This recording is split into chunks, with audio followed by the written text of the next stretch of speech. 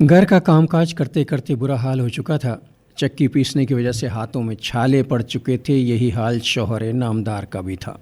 پانی بھرنے کی مشقت سے سینے پر داغ نمایاں ہو گئے تھے۔ خبر آئی کہ کچھ غلام آئے ہیں۔ دونوں میاں بیوی نے آپس میں مشورہ کیا کہ والد محترم کی خدمت میں عرض کریں کہ ہمیں بھی کام کاج کے لیے کوئی خادم عنایت کر دیا جائے۔ ابا حضور کی خدمت میں چہیتی بیٹی اور قابل فخر داماد کی درخواست پیش کی گئی۔ یہ درخواست والدہ محترمہ کے توسط سے بھیجی گئی تھی، لیکن درخواست مسترد ہو گئی۔ رات کو والد صاحب لاڈلی بیٹی کے گھر گئے اور فرمایا، میں اصحاب صفہ کے مساکین پر تمہیں ترجیح نہیں دے سکتا۔ میں یہ غلام فروخت کر کے ان کے گزر اوقات کا بندوبست کروں گا۔ میں تمہیں غلام سے زیادہ بہتر چیز عطا نہ کر دوں جو تمہارے لیے زیادہ بہتر ہو۔ ارشاد فرمایا، 33 مرتبہ سبحان اللہ، 33 مرتبہ الحمدللہ اور 34 مرتبہ اللہ اکبر کا ورد کیا کرو، یہ غلام سے زیادہ بہتر ہے۔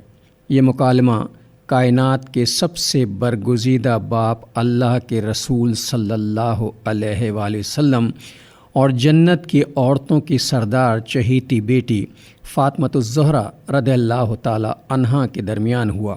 یہ عمل تسبیح فاطمہ کہلاتا ہے۔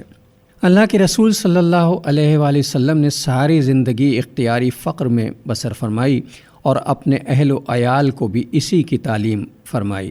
حضرت فاطمہ سب سے چھوٹی اور لاڈلی صاحبزادی تھیں، جن کا نکاح حضرت علی رضی اللہ تعالی عنہ سے کرتے وقت حضور نے ارشاد فرمایا، میں نے اللہ کے حکم سے اپنی بیٹی کا نکاح اپنے چچا زاد سے کر دیا ہے۔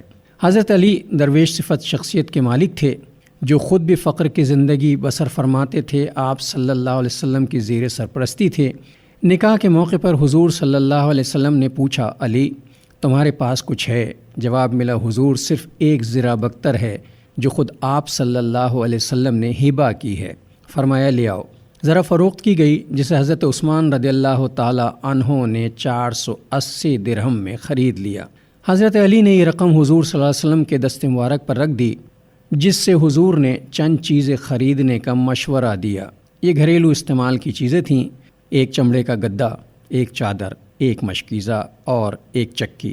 ایک گھریلو اسباب حضرت علی کے پیسوں سے خریدے گئے تھے، جسے خاتون جنت کا جہیز قرار دیا جا سکتا ہے، لیکن باپ کی طرف سے نہیں، شوہر کی طرف سے عطا ہوا تھا۔ حضور صلی اللہ علیہ وسلم نے اپنے چاروں صحابزادیوں کو جہیز نام کی کوئی چیز نہیں دی، اور نہ ہی امہات المومنین کے حوالے سے بھی جہیز کا کوئی تصور موجود ہے۔ حقیقت یہ ہے کہ اس دور میں اہل عرب میں جہیز دینے کا رواج ہی نہیں تھا۔ ہم نے جہیز کے نام پر شادیوں کے عمل کو اس قدر مشکل بنا دیا ہے کہ بیٹی کی شادی کے تصور سے باپ بوڑھا ہو جاتا ہے۔ حقیقت یہ ہے کہ نکاح کے موقع پر لڑکی کے والدین کا 1 روپے کا خرچ بھی نہیں ہے، حتیٰ کہ نکاح کے چھوارے تک لڑکے کی طرف سے تقسیم کیے جاتے ہیں۔ شادی میں صرف 2 عمل اہم ہیں، ایک خطبہ نکاح اور رخصتی، اور لڑکے والوں کی طرف سے حسب توفیق دعوت ولیمہ۔ دعوت ولیمہ کی حضور صلی اللہ علیہ وآلہ وسلم نے تلقین فرمائی ہے۔ حضور صلی اللہ علیہ وسلم کی حدیث مبارکہ کا مفہوم ہے کہ سب سے بہترین شادی وہ ہے جس میں سب سے کم خرچہ کیا گیا ہو۔ معاشرے کا المیہ یہ ہے کہ یہاں نکاح کو اس قدر مشکل بنا دیا گیا ہے کہ بیٹی والے تصور کر کے کانپ اٹھتے ہیں۔ ہم یہ بھول جاتے ہیں کہ اگر نکاح مشکل بنا دیا جائے گا تو زنا آسان ہو جائے گا۔ آج ہمارا معاشرہ اس گندگی میں مبتلا ہو چکا ہے۔ سارا معاشرہ بیٹیوں کے حوالے سے عذاب میں مبتلا ہے۔ بیٹیوں کی شادی کے لیے والدین خود کو گروی رکھ دیتے ہیں۔ جہیز کے لالچ و نکاح کا عمل مہنگا ہونے کی وجہ سے لڑکیوں کی عمریں ڈھل رہی ہیں، لیکن ہمیں عقل نہیں آتی۔ حضرت علی کرم اللہ وجہ الکریم کے نکاح کے بعد ایک طباق میں کھجوریں لا کر تقسیم کی گئیں۔ کھجور یا چھوارے تقسیم کرنا اور دعوت ولیمہ کرنا سنت ہے۔ یہ دونوں لڑکے والوں کی طرف سے ہوتے ہیں۔ آپ صلی اللہ علیہ وسلم کی صاحبزادی سے آپ نے فرمایا، میں نے اپنے خاندان کے سب سے افضل شخص سے تمہارا نکاح کیا ہے۔ امت کے سب سے بہترین جوڑے کی شادی جس سادگی سے ہوئی، وہ پوری امت کے لیے قابل تقلید مثال ہے۔ اس موقع پر حضرت علی کرم اللہ وجہ الکریم کے سرپرست کے طور پر حضور صلی اللہ علیہ وآلہ وسلم کی طرف سے دعوت ولیمہ کا اہتمام کیا گیا۔ جو کا آٹا، کھجور، پنیر اور حلوہ دعوت میں شامل تھا۔ حضرت سعد رضی اللہ تعالیٰ عنہ نے ایک دمبا ذبح کر لیا۔ انصار کے پاس جو کچھ دستیاب تھا پیش کر دیا۔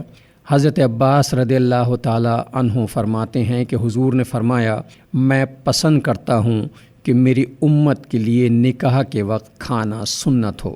دعوت ولیمہ کی سنت کے علاوہ شادی کے تمام اخراجات محض فضول خرچی ہیں۔ ہم نے شادی کو ایک فیسٹیول بنا دیا ہے جو نصف مہینے تک جاری رہتا ہے، جس میں بے پناہ اسراف کیے جاتے ہیں۔ ایک شادی میں جتنا خرچہ کیا جاتا ہے اس میں 1 درجن بچیوں کی شادی ہو سکتی ہے۔